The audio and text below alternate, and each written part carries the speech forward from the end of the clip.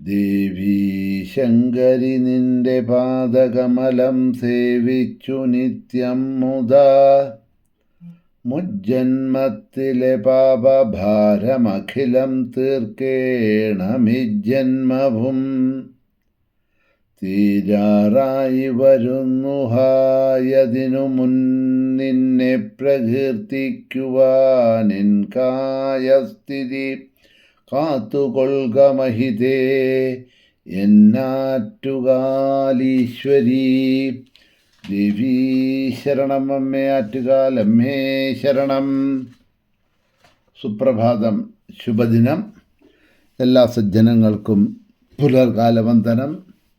ശ്രീമദ് ദേവി ഭാഗവത നിത്യപാരായണ പരമ്പരയുടെ ഇന്നത്തെ പ്രഭാഷണ വേദിയിലേക്ക് എല്ലാ സജ്ജനങ്ങൾക്കും സുസ്വാഗതം. സപ്തമസ്കന്ധം 23-ാമത്തെ അധ്യായം വരെയാണ് നാം ഇന്നലെ അവലോകനം ചെയ്ത് സമർപ്പിച്ചത്. അടുത്ത 24-ാമത്തെ അധ്യായം ഇന്ന് ആരംഭിക്കുന്നു. ഹരിശ്ചന്ദ്രൻ്റെ ചണ്ഡാലഗൃഹവാസമാണ് ഈ ഒരു അധ്യായത്തിലൂടെ പറയുന്നത്. സൂത ശൗനക സംവാദമായിട്ടാണ് ദേവി ഭാഗവതവും എന്ന് തുടക്കത്തിൽ തന്നെ പറഞ്ഞിരുന്നു.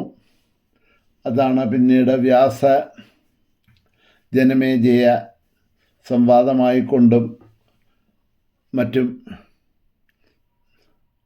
വരുന്നത്. കഥകളെ കേട്ടുകൊണ്ടിരുന്ന ശൗനകാദികൾ സൂതനോട് ചോദിക്കുന്ന ചോദ്യത്തോടു കൂടിയാണ് ഈ 24-ാമത്തെ അധ്യായം തുടങ്ങുന്നത്. ശൗനകൗവാചാതദ കിമകരോൽ രാജ ചാണ്ഡാളസ്യ ഗൃഹേ ഗത തദ്ബ്രൂഹി സൂതവർയ ത്വം പൃച്ഛത സത്വരം ഹിമേ. ആ ചാണ്ഡാളത്തിൻ്റെ വീട്ടിലെത്തിയ മഹാരാജാവ് പിന്നീട് എന്താ ചെയ്തത്?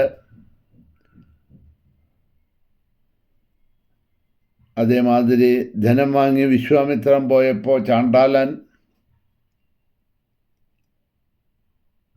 സന്തുഷ്ടനായിക്കൊണ്ട് ഹരിശ്ചന്ദ്രനെ വരിഞ്ഞുകെട്ടി. ഇവൻ ഓടിപ്പോകും എന്ന് പറഞ്ഞ് വടികൊണ്ട് പ്രഹരിച്ചു. വടികൊണ്ടടിയേറ്റ രാജാവ് സംഭ്രമിച്ച് മനസ്സ് തളർന്നു. ഇഷ്ടബന്ധുക്കൾ, ഭാര്യയും മകനും ഒക്കെ വേർപിരിഞ്ഞതിൽ അദ്ദേഹം ദുഃഖിതനായിരുന്നു. ഈ ചാണ്ഡാളൻ അദ്ദേഹത്തെ തൻ്റെ ഗൃഹത്തിലേക്ക് കൂട്ടിക്കൊണ്ടുവന്ന് അദ്ദേഹത്തിനെ ഒരു കുറ്റം ചെയ്ത കുറ്റവാളിയൊക്കെ നമ്മൾ കെട്ടിയിടുന്നത് മാതിരി ചങ്ങലക്കിട്ട് കെട്ടി. എന്നിട്ട് അവൻ സുഖമായിട്ട് കിടന്നുറങ്ങിയെന്നാണ് പറയണത്. ആ ചണ്ഡാലൻ്റെ കുടിലിൽ ചങ്ങലക്കെട്ടിൽ കിടന്നായിട്ടുള്ള ഹരിശ്ചന്ദ്ര മഹാരാജാവ് അന്നപാനമില്ലാതെ സദാ ചിന്താവിവശനായി തീർന്നു. ഭാര്യ, മകനെയും മറ്റുമൊക്കെ ഓർത്ത് അസ്വസ്ഥനായി.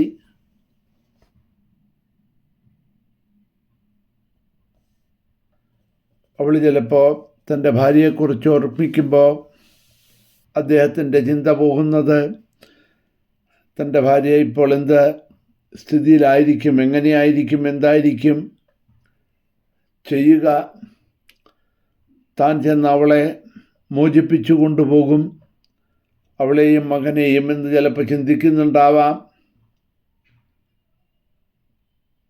ധനം എപ്രകാരമെങ്കിലും നേടിയിട്ട് വിശ്വാമിത്രന് കൊടുത്ത് കടം വീട്ടി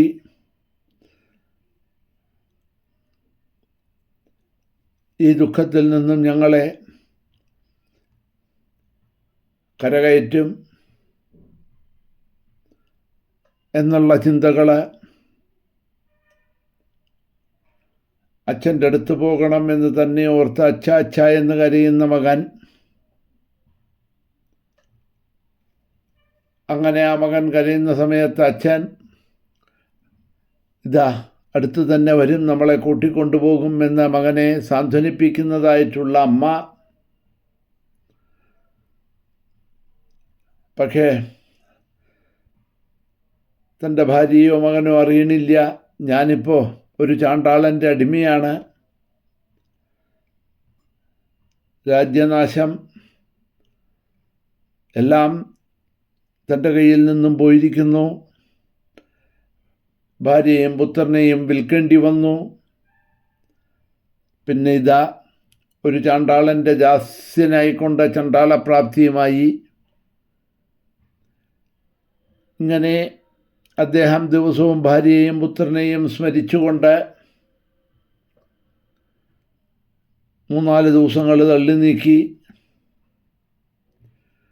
5-ാമത്തെ ദിവസം ആ ചണ്ടാളൻ ഹരിചന്ദ്രനെ ആ ചങ്ങലയിൽ നിന്നും മോചിതനാക്കി. എങ്കിലും പരുഷവാക്കുകളൊക്കെ പറഞ്ഞ് ശകാരിച്ച് ശ്മശാനത്തിലേക്കാണ് അത്രേ കൊണ്ടുപോയത്. അവിടെ കൂലി വാങ്ങിക്കാനായിട്ടിരുത്തി എന്നാണ് പറയണത്. കാശിയുടെ തെക്ക് ഭാഗത്ത് വലിയൊരു ശ്മശാനമുണ്ട്. ആ ശ്മശാനം നീ വേണ്ട വിധത്തിൽ നോക്കണം, അവിടെ നിന്നിങ്ങോട്ടും പോവരുത്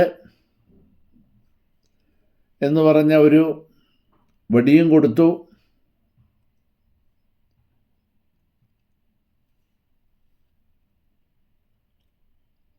പറഞ്ഞയച്ചു. അപ്പോൾ എന്താ ജോലി എന്ന് പറഞ്ഞാൽ ശ്മശാനത്തിലിരിക്കുക. അപ്പോൾ അവിടെ ശവം ദഹിപ്പിക്കാനായിട്ട് മൃതശരീരവും കൊണ്ടുവരുമല്ലോ ഓരോരുത്തരും. അപ്പോൾ ആ മൃതശരീരം കൊണ്ടുവരുന്ന സമയത്ത് ഇതാ ഒരു ശവം ദഹിപ്പിക്കണം എന്നുണ്ടെങ്കിൽ അവിടെ വെച്ച് ഇത്ര സംഖ്യ, ഇത്ര രൂപ അടയ്ക്കണം എന്നുള്ളതുണ്ട്. പിന്നെ മുനിസിപ്പാലിറ്റിക്കാരും അതൊക്കെ ചാർജ് ചെയ്യുന്നുണ്ടല്ലോ, മുനിസിപ്പൽ ചാർജസൊക്കെ. അന്നിപ്പോൾ മുനിസിപ്പാലിറ്റി ഒന്നുമില്ല. അപ്പോൾ ആ പൈസ അവരുടെ അടുത്തുനിന്ന് മേടിക്കുക, എന്നിട്ടേ അവരെ അകത്തേക്ക് ശവം ദഹിപ്പിക്കാനായിട്ട് വിടാൻ പാടുള്ളൂ. ആ ഒരു ജോലിയാണ് ഇവിടെ ഹരിശ്ചന്ദ്രന് കൊടുത്തത് എന്ന് പറയുകയാണ്. നോക്കൂ, ഇത്തരം കഥകളൊക്കെ കേൾക്കുന്ന സമയത്ത് നമ്മളെപ്പറ്റിയൊക്കെ ഒന്ന് ആലോചിക്കണം. ഏത് തരത്തിലാണ് നാം എന്നുള്ളതൊക്കെ നമ്മളിപ്പോൾ പറയുന്നുണ്ട്. വലിയ ദുഃഖത്തിലാണ്, കഷ്ടത്തിലാണ്, മനോവേദനയാണ്, സങ്കടമാണ്, ദുരിതമാണ്, ശോകമാണ് എന്നൊക്കെ നമ്മൾ പറയാറുണ്ട്. പക്ഷേ ഈ കഥകളൊക്കെ കേൾക്കുമ്പോൾ ഒരു കാര്യം തീർച്ചയാണ്, ഇത്രയൊന്നും ദുരിതം ഇന്ന് മനുഷ്യൻ ഭൂമിയിൽ അനുഭവിക്കുന്നില്ല എന്നുള്ളത്. ഹരിശ്ചന്ദ്രൻ വെറും നമ്മളെപ്പോലെയുള്ള ഒരു മനുഷ്യനല്ല, സൂര്യവംശത്തിലെ പേരുകേട്ട ഒരു രാജാവാണ്. സത്യസന്ധനായിട്ടുള്ള പേരുകേട്ട അനേകം യാഗയജ്ഞങ്ങളാദികളൊക്കെ ചെയ്ത രാജാവാണ് അദ്ദേഹം. അങ്ങനെയുള്ളൊരു രാജാവിൻ്റെ ഇപ്പോഴത്തെ സ്ഥിതിയാണ് ഇവിടെ ഈ പറയണത്. ഭാര്യയെ വിൽക്കുക, മകനെ വിൽക്കുക, തൻ്റെ കണ്ണിൻ്റെ മുന്നിൽ അവരെ ചാട്ടവാറടിച്ചുകൊണ്ട് മേടിച്ചവൻ കൊണ്ടുപോവുക ദാസ്യവൃത്യത്തിന്, രാജാവായ താൻ സ്വയം വിൽക്കപ്പെടുക, എന്നിട്ടിതാ ചങ്ങലക്കിട്ട് 5 ദിവസം അതും ഒരു ചണ്ടാളൻ അവൻ്റെ ഗൃഹത്തിൽ വയ്ക്കുക. ഇപ്പോൾ ഇതാ ഒരു ശ്മശാനത്തിലെ കാവൽക്കാരനായിട്ട് ജോലിക്ക് നിയോഗിച്ചിരിക്കുക. ഒരു രാജാവിന് വന്നതായിട്ടുള്ള കഷ്ടതകളെയാണ് ഇവിടെ പറയണത്. അങ്ങനെ ഒരു സിംഹാസനത്തിലിരുന്ന് കൊല്ലും കൊലയ്ക്കും അധികാരിയായിരുന്ന് ദാനധർമ്മങ്ങളെ യാഗയജ്ഞങ്ങളൊക്കെ നടത്തി വന്നതായിട്ടുള്ള ഇക്ഷ്വാകു വംശത്തിലെ സൂര്യവംശത്തിലെ രാജാവായ ഹരിശ്ചന്ദ്രൻ്റെ കഥ. അപ്പം ഇതൊക്കെ എന്തിനായി ഭാഗവതാദികളിൽ എഴുതിയിരിക്കുന്നത് എന്ന് പറഞ്ഞാൽ,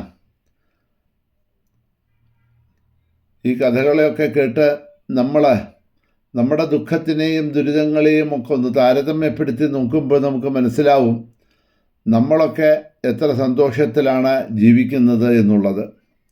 എന്തായാലും കഥ നമുക്ക് നാളെ മുന്നോട്ട് കൊണ്ടുപോകാം. ഇന്നിവിടെ തന്നെ നിർത്തുന്നു. ശ്രീ മഹാദേവ്യൈ നമഃ.